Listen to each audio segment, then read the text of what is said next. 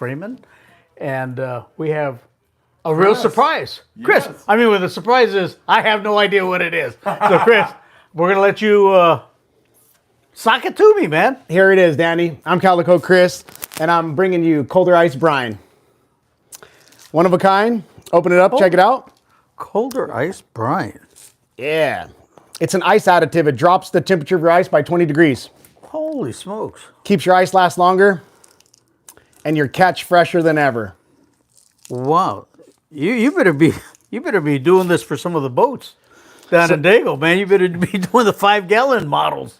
Yeah, so what I did, with that being said, is I go on sport boats myself. I even own my own boat. But this is for private boaters and independent anglers. Anybody that carries a cooler with ice. Let's face it, we all use ice, right? Sure. Wouldn't you want it to last longer? Oh, absolutely. Wouldn't you want it to be colder? Here we go. Awesome. First of its kind, ice brine. Colder ice. And you know, folks, that makes such a big difference as far as dropping the temperature on your fish, as far as keeping quality of it, and that's one big attributes going on a long range boat. And why? And actually, I take that back. A lot of the day boats are doing that now. But you know, in the old days, used to have them hanging in gunny sacks, you know, and then maybe put them down in the fish holder if you're on a multi-day. But now it's all about quality, and if that's going to enhance it in the same respect that a fish hold does, you know, dropping it down and you know the brine right away, that's a big plus. Because let me tell you, the quality of fish, what a difference. It's huge. And that's my purpose here, is to bring an RSW to the personal angler. You know, so it's tackle box ready. It's very versatile, and all you do is add it to your ice. For the RSW machines, as on the sport boats, this is for 6-pack boats and independent anglers. Okay. Yeah, I was going to say that. What I got here is the ice. Cooler with ice. Got my temperature set up. Oh, wow. Okay. 30 degrees, 30.4, huh? That's the ice. Okay. And you're going to put some in and show us how it drops? No competitive steps, no hassle. Easy pour method. All right. All you do, put the ice in the cooler or your kill bag or what have you, your fish hold, and you sprinkle a little bit on top of your ice. That's all you need for 20 pounds of ice. So that packet would hold? This container here is good for 100 pounds of ice. Oh, wow. So it'll take your, you know, several of your big ice chests. You know those bigger boats, those 6-pack boats, they start with 100 pounds of ice? Sure. One of these extends the life of your ice. Yeah. Holy smokes, it's dropping fast. That is amazing. Wow. Experience it for yourself. Sit back and watch the magic happen. Cool. What's it bring it down to? What's the max? I could drop the temperature by 20 degrees. Oh, literally. Oh, yeah. Literally. Wow. Keeps your ice lasting longer and your catch fresher than ever. So we're releasing a Pacific edition. It's for the region you caught your fish. Okay. We also have an East Coast edition. Okay. Little lighter because it's cooler water. Cooler water, different salinity factor. Yeah. It's just for a more advanced product for an advanced angler. Okay. You know, I mean, that would be good for almost everything. I mean, even if you go down to Brazil and it's not salt water, but even keeping your water and stuff and keeping the ice colder. Yes. Where you're right on the equator, right? Yes. Wow. Yes. Big deal. This is perfect for preserving, packaging, anything to do with the cooler. That's really 13 degrees. It dropped it that fast. 11.8. That's amazing. That's absolutely amazing. So I have Pacific Edition, East Coast Edition, and the Original Edition. Original Edition is for anything outdoor adventure, freshwater fishing. Oh, okay, cool. So it's 3 product line. Well, it comes in handy on that too. I mean, if people are keeping their trout or whatever it might be. Yeah. Helps. So it's like our own RSW and our own tackle box. Super versatile, affordable. Retail price, $7.99. We're doing a show special at the Pacific Coast Sports Fishing Show, and it's $5 flat rate. Wow. You can't beat it. You're going to have to check us out at the Pacific Coast Show for the Pacific Coast Edition. Yeah. You know? Awesome. Where, Chris? This is going to be dropping at the Pacific Coast Sports Fishing Show. Costa Mesa? In Costa Mesa, California. It's on what booth? It's at the March 6th, 7th, and 8th, and we're teaming up with Deckhand Sports. I will be in the Your Saltwater Guide booth with Captain Dave Hansen. Okay. And we're doing a huge drop there. Big show. Okay. We also have a special promotion going on with Deckhand Sports. Anybody to purchase a Deckhand kill bag gets a free 12-ounce Pacific Edition Colder Ice Brine, exclusive for the show. So, looking forward to it. I came out here today to show you how it works. It's self-explanatory, and you know what? I could have easily created a lure, but I came out with this because I love fishing and I use ice. Let's face it, we all use ice. And so... Now, what is this going to max out at? What's it going to drop to? It'll drop to about 5 degrees. So over 20 degrees. So that's near sub-zero temperatures. Yeah. Yeah. And my recipe here has the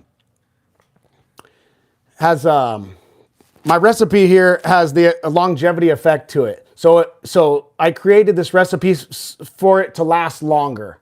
And that's the key here, is to get your ice to last longer. Sure.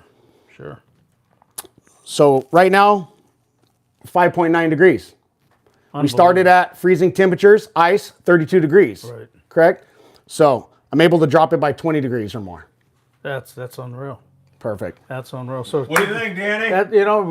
When you're talking about nowadays, everything's about the quality of the fish, Phil. Yeah. 100%. And I mean, if you can do that and drop the temps down, I mean, effectively. Look at that, man. Effectively, yeah. I mean, it's amazing. It's worth its weight in gold. Way to go. It's all about quality. Good job. Awesome. Thank you, Danny. Excellent, man. Chris, see you guys soon. If I jump in there with Danny Yeah. after that great presentation? All right, guys. Here we Good go. job, man. I got to grab a mic from you. And that couldn't have been any. I mean, it just played out right there in front of everybody. It was great. Fantastic. All right, man. Good job. Hey, how's that a way to start the show? Unreal. What'd you think went nice? That's awesome. Yeah, I'm telling you, man. Hey, Chris, do we look okay in there? Multiple. I think so, right? All right, perfect. Doggone it. Do you see? I mean, when he did that for me the first time, I watched that thing drop like that. I'm like, what the heck, really? You know what? I see. Oh, I see it for everything. I see it for RSWs on all the big boats and everything else. I could see taking some of the stuff down to Mexico when we're in the Pongo. Yeah, heck yeah. And you do have it in ice chests, but I mean the quality. Yeah, we'll have to talk about that because Definitely that'd be a huge thing. Yeah. That makes a great deal of sense. Absolutely. Yeah. Danny, how the heck are you, Phil, man? I'm great, man. It's great to It's see awesome, you. As yeah. always, got your coffee going? Got the coffee going. You got to have it going. That got it. coffee kicks butt, let me tell you. And the magic cup. I know. The Friedman Adventures Cup. Who is that jerk? Yeah, I don't know. Yeah. We'll figure this guy out one day. Yeah, We'll you go run in the post office. We'll run into him. Oh, yeah. It's prominently displayed there in the post office. I don't even know. Has if anybody seen this Does guy? that joke make sense? Are those things still in the post office? I don't know. I haven't looked. I'll have to look one of these days. Man, it's good to be with you. There's so much going on. Of course, we have this whole sand bass thing coming to fruition on Thursday. People can log in and actually participate in that whole, they can put their input in about sand bass, but we're not going to wait till Thursday. We're going to get your input right now. They're talking about no take on sand bass. What are you thinking about that? This is Fish and Game? Fish and Wildlife, as they like to be called nowadays. So this is another classic flop by a bunch of idiots. Sorry, I'm pulling my punches too. But here's the problem we've had, and I've had problems with them for years and years, and I did that when I would team up with Russ Iser when he would go toe-to-toe with Fish and Game. Yeah. Some of the stuff, it just makes no sense. They have no understanding that sand bass is the life of it. This is where most of our anglers here in Southern California, they'll start on those boats, and that's what hooks them. Yeah. They get to take the family. It's a very friendly fish. You don't need to kill tonnage, but it's not like you have to know how to fly line a chovy on 12 pounds. Yeah, right. Fish a fly line bluefin tuna. It's a great starter to get people involved in the sport. And if Fish and Game cannot recognize that that's what's bringing and interjecting new blood into the industry, then they need to change that out. Trump, you need to talk to them about getting rid of these idiots. If they can't comply, You want to rid get of 'em. Doge in there, Fire with 'em. Elon Musk, and have him go through Absolutely, it? absolutely. We'll give him, he'll reason with common sense. Yeah. Obviously our government, our California hasn't been able to reconcile that, obviously, by what they're doing. Exactly. All right. Well, good. Hey, I'll read a couple comments because Sure. there's a ton of people Pretty watching beautiful. your show already. Chris Long says, "Hope you're doing good, Phil. I'll be out there sometime, and I'll be looking for you up to go fishing with you." Chris, you are welcome anytime. We had an outstanding event, Danny. We had a surf fishing day on Sunday. I Over saw 50 some of the people pictures, showed up. Yeah, it was unreal. great. A lot of fun. That is so cool. Isaac says he is excited to try this brand new product. So that is good. And after you see that demonstration, man, I'm in. Oh, I'm sold on absolutely. it, man. It's going to be good. I don't think you could lose implementing it for other things too. I mean, Yeah. almost anything. I mean, my God, the efficiency and the way it drops the temperature down. Yeah. I mean, you said Mexico, and that's what I said to Chris almost immediately, like, hey, man, sometimes I'm making an 8-hour drive up, and I get a bunch of fish, and finding ice in Mexico normally is pretty easy, but sometimes it's like, whoa, no ice here. Yeah. And the next town's 40 miles. And if you had a product like this, that would really help things. And like right now, last year we experimented with Utomi. We stayed camped overnight on one of the islands. Yeah. Right? And so concerned, you got the fish, you got them in ice chest, and they bought plenty of ice, and we had the big ice chest, and he'll fillet them out and get everything ready, that evening. But to have this, would really make that ice go a lot further. And he wouldn't have to carry around the weight in the ice because this is just so much more efficient as far as dropping the temperatures. And that's what it's about. So that's awesome. Man, absolutely awesome. You got this guy impressed, Chris. Let me tell you. That's awesome. Absolutely awesome. Yeah.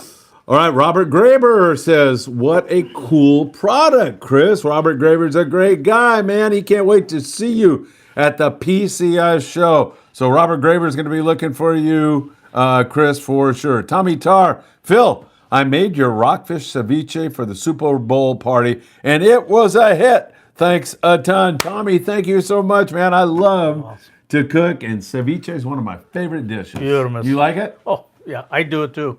Do you? I do it too. I do it.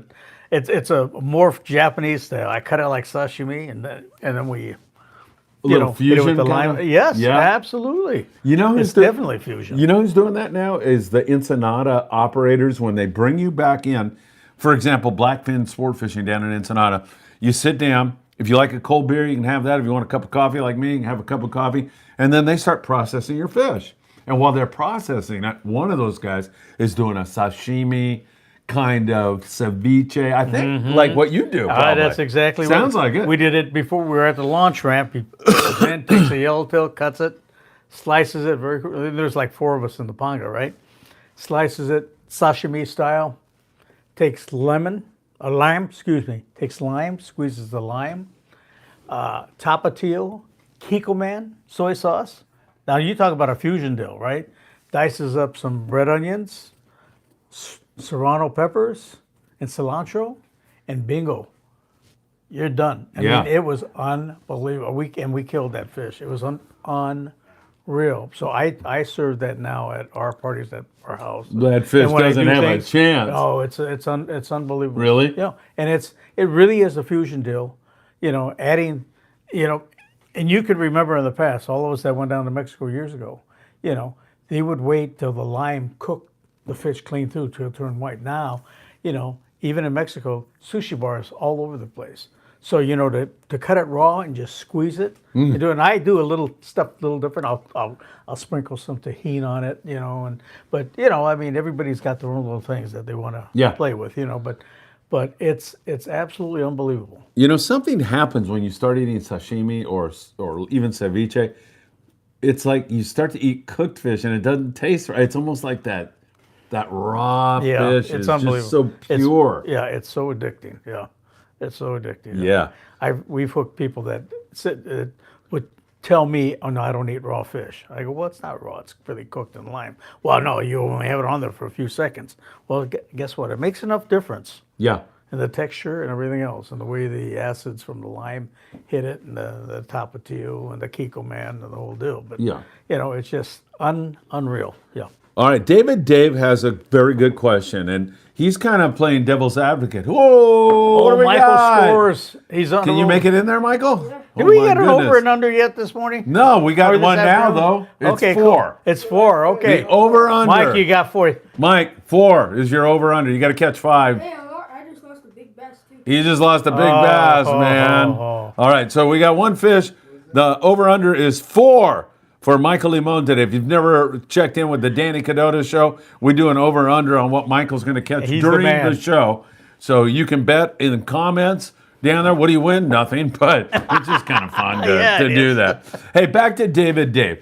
This guy is trying to be a conscientious angler. He's an angler. So he's saying, Danny, look, I'm fine with a closed season if they can define when the fish are spawning, the sand bass, that is. They're just making more fish for us to catch. What do you say to a guy who's honestly got his heart in the fishery and wants to do the right thing? And he said, if they've got to close it for a little bit, I'm okay with that. What do you say? I say it's baloney. Uh-huh. And I'll tell you why. And this is coming back from when I went up to the hearings with Russ Iser. At the time, they're going to make the same sanctions back then, same sanctions and closing down the sand bass in the Channel Islands. Number one, you're dealing with biologists at UC Santa Barbara they have 0 time on the water. They don't fish. They don't understand the industry. They don't understand the fishery. And when we went up there, one of the things, Russ and I looked at each other, I said, these guys don't even know these things are migratory. And I said, when in June, when I take off from here and go down to bring the boat down to San Diego, a lot of times the tuna wouldn't be in yet. So we would be chasing schools, just balls of sand bass that are moving up from Mexico because they spawned on, I think it's Apiojos, but one of the I think it lagoons is. out there, Yeah. and it's just loaded. In fact, they hurt that too because I'll tell you that later. Remind me, but they ended up using a lot of there's so much sand bass that they would chunk it and try to feed the tuna with it. Of course, then the tuna being used to oily fish like mackerel and sardines, the tuna. Why do we call sand bass turd rollers? So excuse me, but It's true, though, obviously right? the bluefin fed chunked sand bass did not work out, folks. But that's live and learn. They learn Which the is hard a way. good thing. Yeah, it's a good thing. Yeah. But that fish is probably so instrumental in getting young kids and people that are new to the industry, getting them hooked on fishing. It gives them. It's an easier fish to learn on. It's not like hooking a tail, and if your drag's not set just perfectly, whatever, you break it off or it spools you, one or the other. But I mean, it's a good starter fish. And they can't take home fillets, and it's not the quality of a calico, but it's for these people that never had it, I mean, they're going to be tickled to death. So it's a great starter fish. I think it's important. I would believe that at a certain time of year for their spawning, maybe drop the limit down a little bit, but I would definitely not ace it because number one, you go out every day and you're not catching a limit every time you go out. You have days where you get zipped. So, to mediate and have something in between where you'll have enough where you can have a meal if you're limited out, but not have 1 or 2 where you can't even feed your family.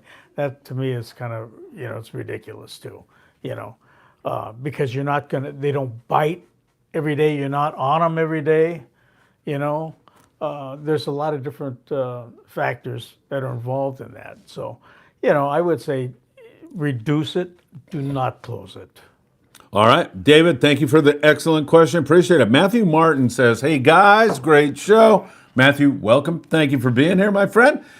Question for Danny. Danny, is tackle shop squid, the stuff you buy in a tackle store, dyed and bad bait for white sea bass? Thanks in anticipation to your great answer. It's not dyed, but usually there's a way that you get it that pure white by putting it in water a lot of times. Sometimes just a little bit of the water coming in that we have with a little bit of chlorine or something helps kind of bleach it a little bit. Yeah. Keep it water.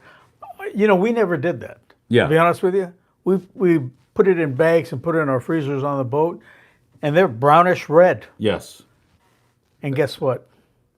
Works it great. works great. Yeah. So, you know, I don't think there's any doubt that that method you're talking about and the stuff that you buy in the boxes, your method is superior. Yeah, I mean- and if you can lay your grimy hands on some fresh dead, Yeah. better yet, right? absolutely. Fresh dead will stay on better. The Yeah. cartilage hardens up. Yep. You know, actually, when it's live, it's softer and it have a tendency to rip. Where once it dies, that cartilage firms up. Yeah. And makes it better. You know, it sticks better to your hooks. You know. So And everything likes to bite on squid. Everything. And you know, Everything. Do you think it matters live squid or fresh dead squid? I not when really not don't. when not right? when the fish are going. I know, When the fish are right? going, it doesn't matter. You want something that stays on the hook. That's all, Phil. I mean, calico bass. Yeah. I used to feel like fishing calico bass, like China Point with Dipley on the Tornado. Remember those days?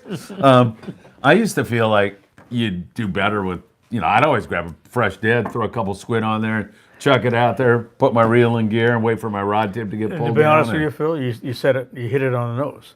All of us that ran boats and stuff, we'd use fresh dead. Yeah. You know why?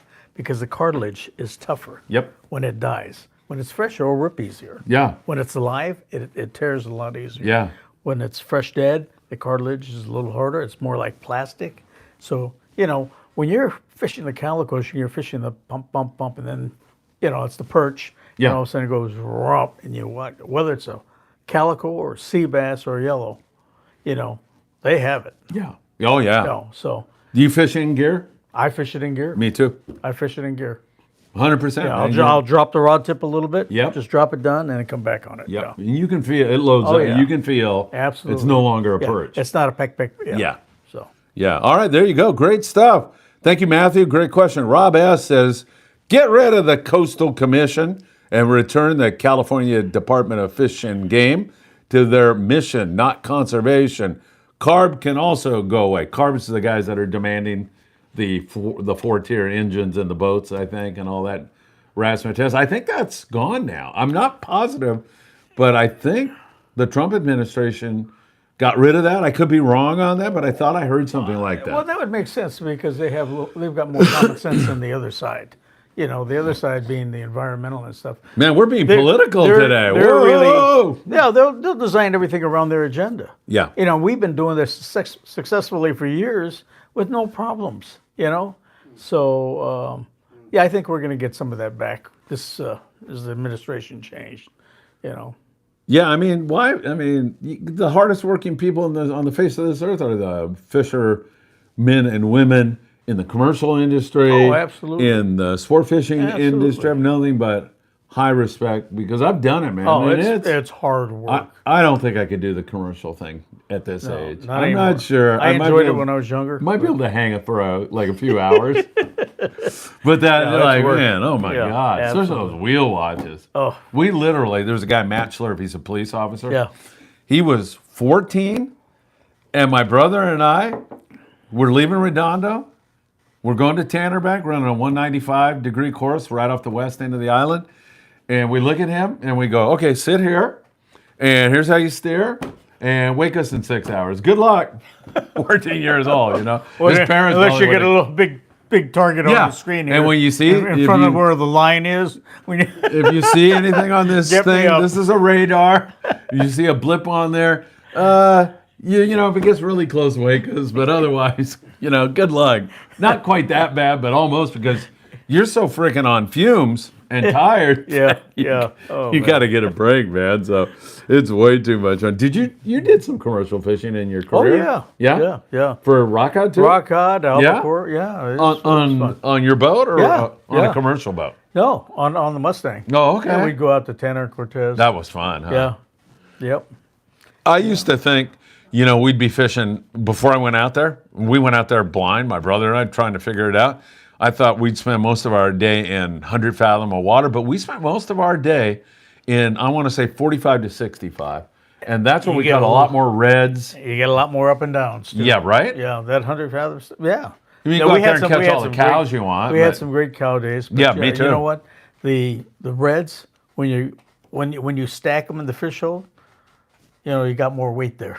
The Yeah. cows blowed up, and it's all a lot of air, and you know, I mean, it's nice to but red price was red price, whether it was a cow back then or you know, Vermilion. Yeah. Rock, you know, so it didn't make a whole lot of difference. And nowadays, you tell people that we were fishing with 20, 25 hooks or yeah. more. Yeah. Man, Yeah, when yeah. that thing would float and you'd see that, Brrr. that was so cool, wasn't Yeah. it? Oh, unbelievable. And the rattle.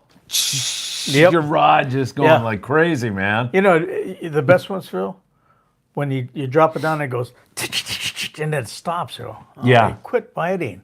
And you hit the Start handle. winding. I used to use a 10-aught, right?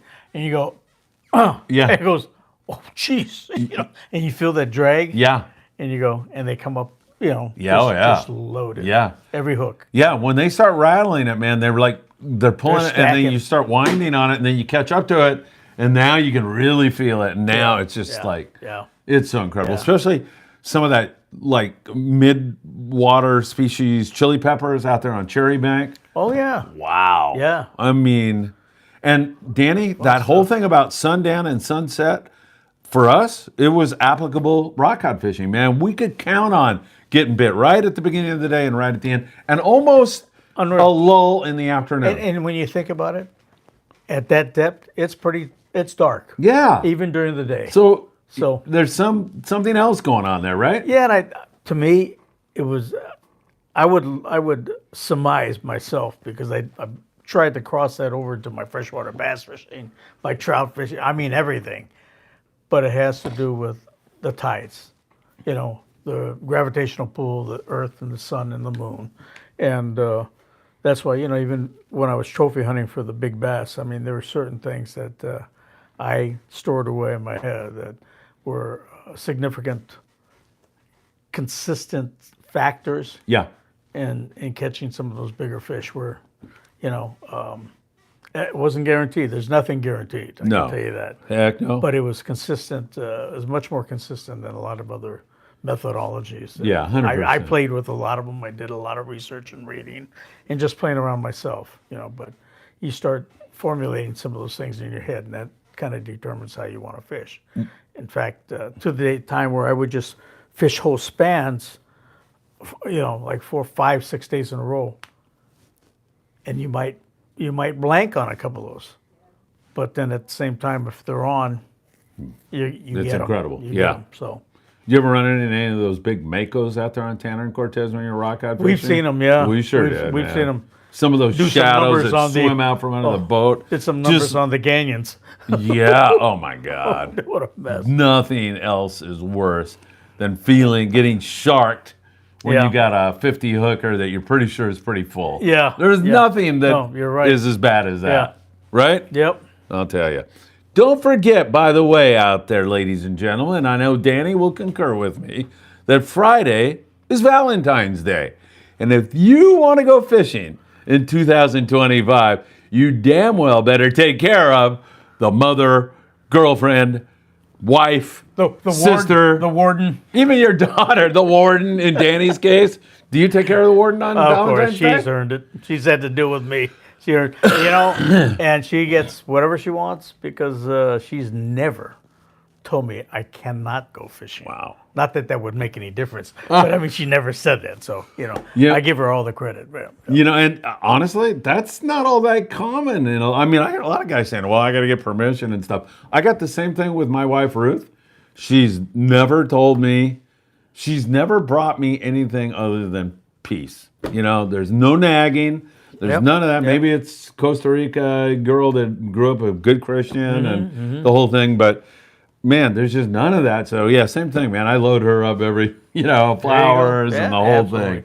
As much as I can do, I do. Absolutely. Why not, right? Yeah, it's insurance on our fishing. Yeah. I gave her actually as an early Valentine's gift. She's probably gonna be 300 pounds the next time I see her. I gave her 15 pounds of See's candy. Oh, gee. It's called, yeah. But she's got It's like there's- brailing the chocolate at her. But Holy she's got smokes. like her church group, so she's gonna Oh, there bag you go. up and Okay. give, and then the kids. She's got a couple of grandkids over there with her son Marco, so she's gonna bag those up. Oh, yeah, that's cool. yeah. Yeah, what happened to you, boy? You look like you gained a couple pounds there, Ruthie. What's the problem? Yeah, I was eating the chocolates on the corner. They just kept putting it right on the spot now. And me on the carnivore diet, it was funny when I gave it to her. I go, "Hey, try one of these because those are my favorite." And she goes, "I'm not hungry." I go, "No, try one. I want to know what you think of it." She goes, "Yeah, that's really good." Like, you know, and I've got her try like 44 different. Perfect. I'm trying to get vicarious thrill out of it because I can't eat them anymore. So, good stuff. Valentine's Day. Don't forget your loved ones. There you go. I'm sure your wife would love that. You know, especially if you slip a diamond in there or something. Yeah. I remember one year we gave my mom, like, I think my dad was in on this too, like something like a vacuum cleaner or something like that. Oh, wow, that's oh a my slap, God, she huh? wanted to hit us. Yeah, exactly. Oh, I've never forgotten that. How furious. You give me something to clean. This is Valentine. Oh my God, I learned a lesson. Right stay then with the and chocolates, yeah, flowers. can't believe my dad blew that one, man. He screwed that one up royally.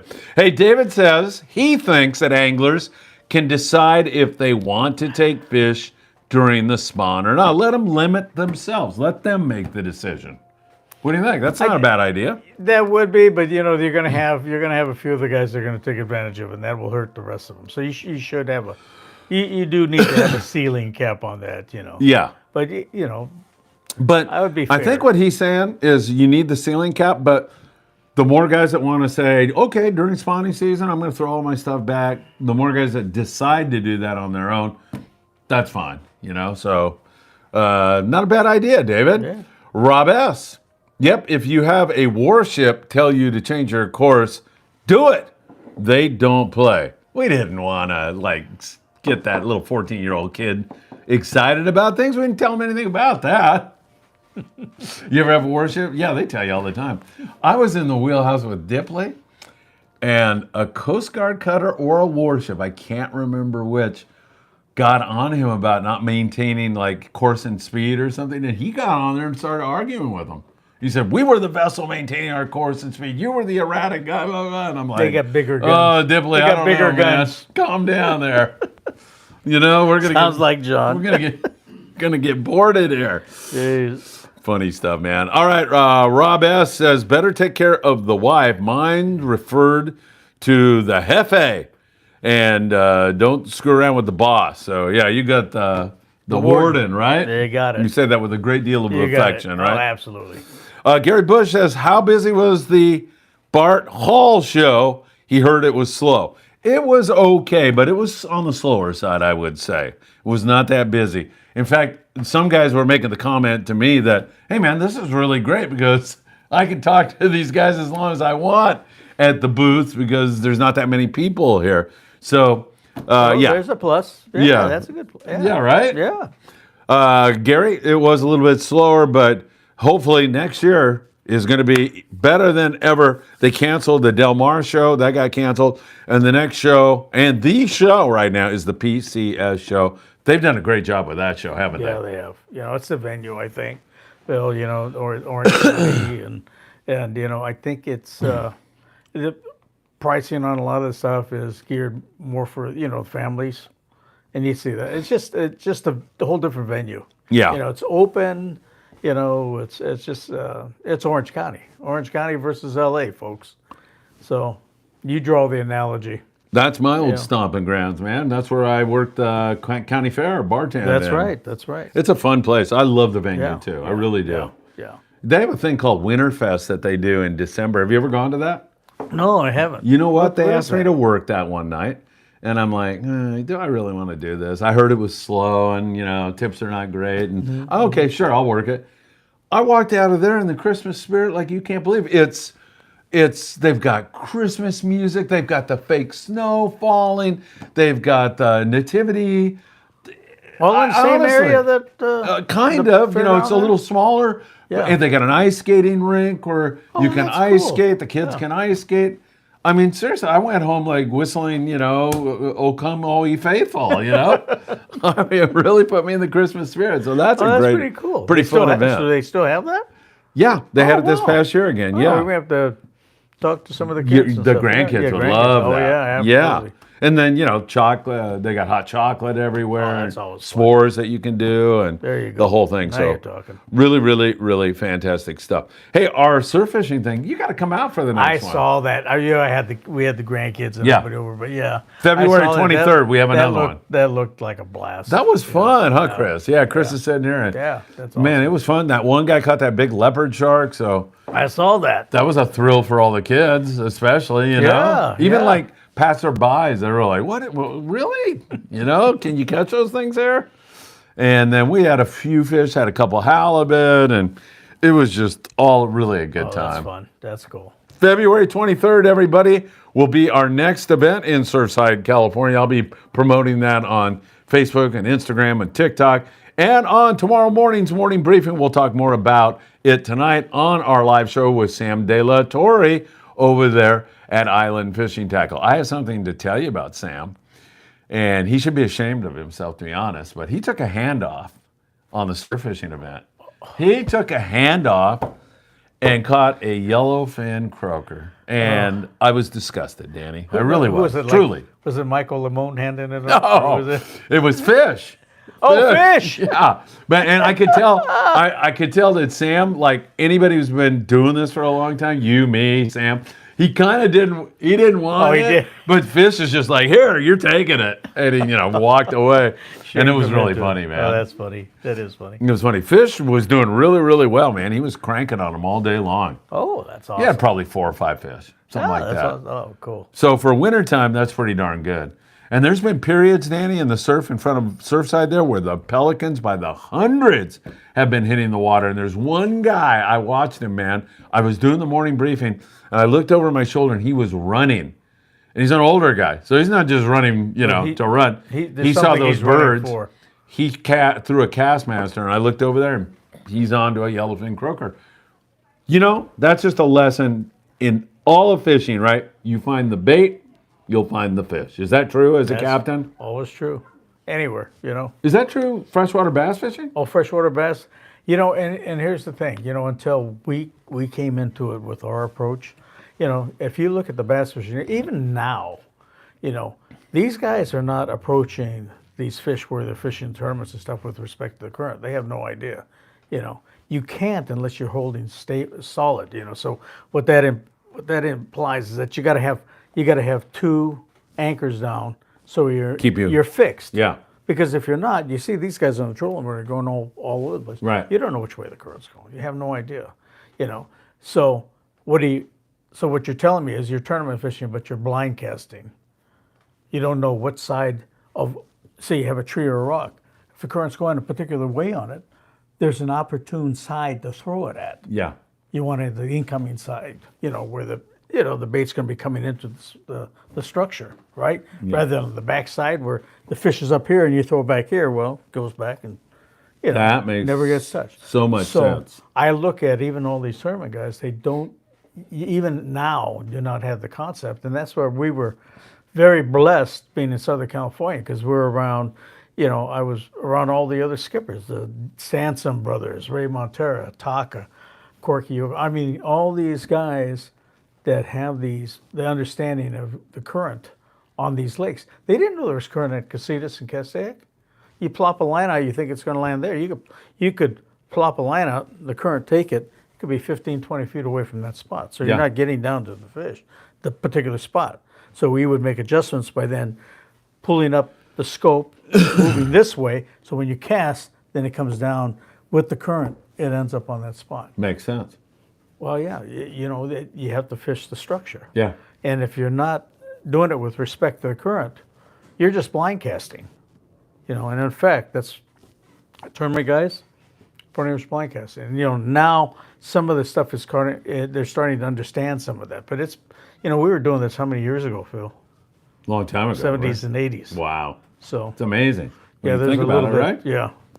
Darn. But it has to do with we were blessed coming from the ocean where the current dictates where you set up on a spot. So Yeah, in that's fact, important. Steve, the galley cook on the Freedom, was in here talking to you last week or the week before, I can't remember, and he was mentioning, and you were just shaking your head, hey man, if there's no condition, there's no sense hanging out there, man, right? You make a couple of casts, but you better go find the right conditions that Yeah. are conducive for the fish to bite on a particular spot. What does that word conditions actually mean? Is it referring to the current? Current, Yeah. wind, current, but it's the current is what's taken underneath. Yeah. And that's going to, if you're, okay, so here's your tree, the fish will generally be around there if you meter it. Yeah. If you don't. A lot of them, I had spots down, I didn't even want to go over it because I didn't want to spook the fish running a big engine over them. Yeah. Right? So I would just anchor away, knowing which way the current's going. And by playing with your scope, going this way or that way, you can make your adjustment knowing that your spot is here, your tree's here, the current's going this way. What you want to do is pull up on your anchor. You want to be sitting up here. So when you cast here, your line sinks with the current to the particular spot. Got you. So you have to have, that's understanding. Most of the guys did not grasp that, and that's why it was nice being around the Sanson Butters, the Ray Monteras, the Taqckles, you name it. But most of that mentality came out of our fishing fleet, San Diego fishing fleet. It comes down to even, say, on a twilight trip at night, the guys that really know what they're doing, they know where the structure is. And people on the boat are like going, how's he catching so many fish? And they have no idea. They're fishing in left field. Yeah. Even on a sport boat, that guy is fishing where the fish are, and therefore the odds of him catching go way up to the roof. That's what it's all about. And in our particular case too, where we're not just looking for fish, but we're looking for trophies. There's other reasons why they want to be there. And one of the key things is, so you guys might want to listen to this one, is they also would be stratified at an area where they had a deeper drop off. Yeah. To where when you hook them, they would always put their head down and go down deep Yeah. initially. Yeah. And then they, as you fight them, they may come up and do the jump and roll their head, But deep water was very foreign to most of the tournament guys and everything back in those days. And not only that, they didn't fish until the water warmed up. We were fishing out there. Well, you saw me. It was 20-something degrees that day I was at Castaic. Yeah. January 8th. We fished. And that was the thing, is those big fish came up at a different time too. They came up and took first crack at all the nests that they wanted. Yeah. Because they were bigger, they would chase the smaller bass off them. So, we're fishing December, January, when it was freezing cold. Most of the guys wouldn't come out till, they could zip around with shorts and t-shirts and stuff, Yeah. later in the spring. Yeah. But, we kind of kept it quiet, Of course you we did. to a certain extent. I mean, we went to the media and we told them, here we ended up doing our fishing shows when I was doing TV stuff for them, and a lot of the guys around different parts of the country didn't quite understand that, and they'd go, "Hey, we're going to be coming out for ICAST in summer." I said, "Well, that's summertime. It's totally different. It's not how we're approaching. I can give you the way we do it with the anchors and stuff." And there's only a few guys that would come out in the December and January and February's, prior to the spawn, where the big fish were fattening up, And so they're the ones that got it. But, it took a different mentality. And if you look at around the country, there were very few people that had the mentality. I was blessed to talk to, back in the old days, to Doug Hannon, who they called the bass professor. Yeah. And Doug was in Florida and kept telling Doug, "Hey, why don't you come out to California?" But he didn't have any, he was fishing more than 7-8 feet deep was foreign to him. So he didn't want to leave Florida to do that. I would have thought that he would have come out just to have a different understanding. Yeah. And it was really a specific time in the history of that bass, because it was the first cross generation between our northern strain bass that was here in California, and the blend between them and the Floridas that they put into San Diego and Yeah. started sprinkling them around the Southern California lakes. So it was that first generation hybrid between the northern and the Florida strain that created that super bass. It had the attributes, the feeding attributes of a northern, but the Florida strain was warier. You didn't get them like we back in the old days when they were tournament style fishing with crank plugs and spinner baits and everything, with the northern bass, we'd have field days. Right. But the Florida strain did not react the same way. And it took light line, the live bait and stuff like that to get them to go, to fool them. So much goes into this, right? Oh, it's unbelievable, Phil. Pretty complicated. Oh, it was on the phone every night talking with your friends and conferring. He had a nucleus of guys that would share information. There are a few people like Bob Krupe who only wanted information, didn't want to share anything back. And I had to kind of wash my hands of him because he was very, as far as that went, it was not a two-way deal. Yeah. So I had, like Taka and Corky Okoye, and we had a nucleus of a lot of great guys that we fished around that you could talk to. Butch Brown. I mean, people that we're close to, but they would reciprocate with information. Like your code group. Yeah. When you're, Exactly. And Exactly. if you're not You're not- reciprocating, you get tossed out of the code group. That's exactly it. Yeah, right? That's exactly it. And for those of you who are not aware, these guys that run sport boats like Captain Danny Kadota, you have a code group. You have a group of boats of trusted other friends, but kind of almost business associates, if you want to call sport fishing a business, which it is. And those guys will tell you, hey, I'm getting bid over here, but they're telling you. They're not telling the fleet. So it stays with that code group, and that can result in, if you have a good code group, man, that's worth you're dangerous. golden. Absolutely. Yeah. Yeah, they're and everybody else in the fleet knows who's in our code group, and if more than one or two start showing and going to an area, guess what? Oh, yeah. You better kick it in the behind. Yeah. Yeah. Push the throttles down, boys. You see everybody leaving, like you've been catching albacore or Yeah. something in an area, and it's dry that morning, and then all of a sudden you see everybody, and you're like, what do they know that we don't know? Something's up. Something's going on. Nowadays, Danny, I see a lot of these guys, they have their phones and they have a group text going. So it's like, hey, caught 6 bluefin on these numbers. And each boat has a number and it tracks them all. Yep. Yeah. So, Yeah. man, it's pretty crazy. Yeah. All right, Gary Bush says he'll see us at the PCS show. Where will we be? We'll be wandering around there. Danny will be at some point in time at the trout pond. But Gary, to try to pin us down to an exact place and an exact time, I won't even try to mislead you, I'm my with Phil. friend. Rob S., is the Ranger 85, Danny, a World War II PT boat like the Malahini? It wasn't a PT boat. What was it called? But it's similar to that. Yeah. It was a World War II boat? Yeah. The I think, did they call them AVRs or something like that? I think it was. Yeah. Yeah. Same thing with the Queen, right? Pacific Queen too. Yeah. Yeah. Yep. Yeah. Are those good fishing boats? They Great. are, right? They've been great fishing boats over the years. Great fishing boats. Yeah, I know. I mean, the Ranger 85, have, they've done great. And the Yeah. Queen, Oh my since God, Eddie McEwen and Brian and Sammy had it yeah, after that. Yeah. yeah, I mean, it's been that's around. right. Who did Eddie have that first? Was he the first guy? He was the first one with the Queen. Was he running that out of Pierpoint like? And Yeah, he had. I think it was then. Yeah. yeah, and then he went to San Diego. Went to San Diego. What is it about San Diego? It's like the big leagues, isn't it? In a way. Absolutely. Yeah. No. And you do step up your game. You do step up your game, and you think about everything from accommodations to the bait, the servicing had to be. Boy, when you went down to San Diego, and if you had, like with us, call them the Buddha heads, right?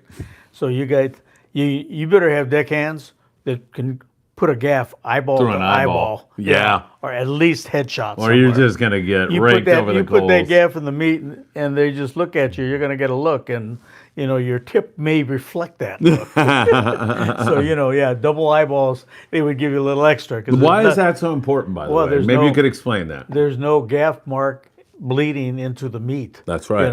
Yeah. That's right. Eyeball to eyeball. But yeah, and you want it to bleed to a certain extent. But that we've learned over time is once you get it on the deck, cut underneath, let it bleed out now.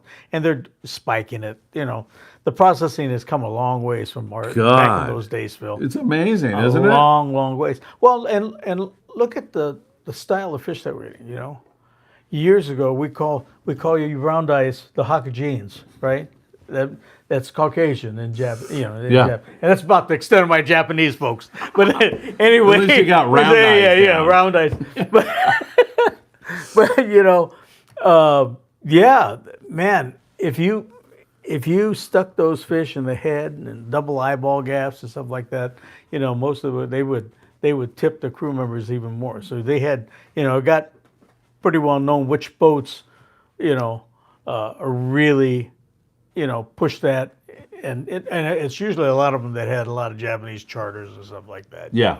Because they put that pressure on them. They understand that already. So you got crew members that are going to be able to, do the double eyeball gaps and stuff like that, and headshots, Yep. because it also reflected in the tips. Oh, heck yeah, Directly, man. The most so- important thing. Yeah. So Exactly. yeah, there was pressure.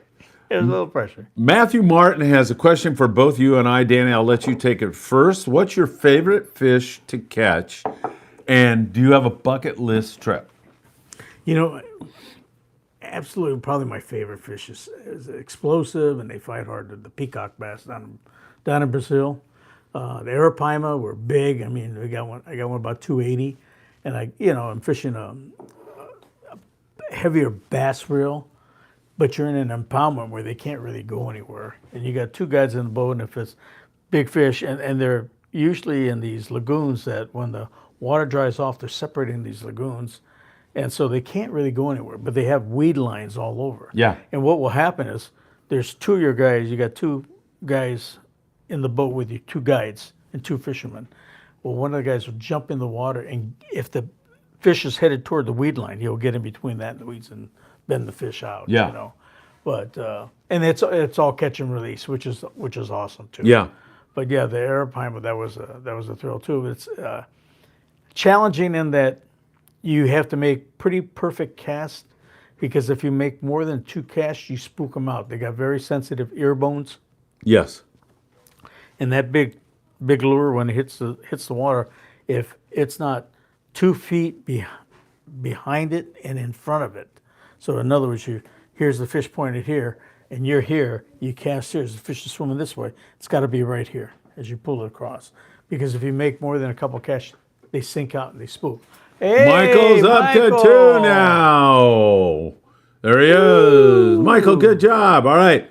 He's got 3 more fish to go over. Remember, the over-under here is 4 fish. So good stuff. All right, and bucket list trip, Danny, for Matthew Martin? You have one? I would say peacocks because Uh-huh. of the explosiveness. Yeah. Arapaima was a challenge that was on my bucket list too. There's a couple fish. Steve tells me there's in Papua New Guinea bass. He says that's definitely on this list. The only problem I have with that is there's still and we joke about it. There's cannibalism, and they're going to be looking at me like, "Hey, we could eat that guy for several days." We'll be on that. But anyway, that, and he said the Papua New Guinea bass are really tough. All right, good So stuff. That's going to be. For me, I might go with like a Cubera snapper. Those are fun fish. yeah, They're yeah, big. yeah. I fished Panama on the Royal Star, Danny. Mm-hmm, They were trying to get a run going maybe 20 years ago or something. I like remember. that. I remember We them flew talking down about- there. yeah, Pete yeah. Gray, myself, Yeah. a bunch of other guys, and man, they're like just a giant calico bass, man. That's pretty cool. They Yeah, get their with head teeth. on you With teeth. They're really cool fish, and that was pretty darn fun and exciting. Bucket list trip.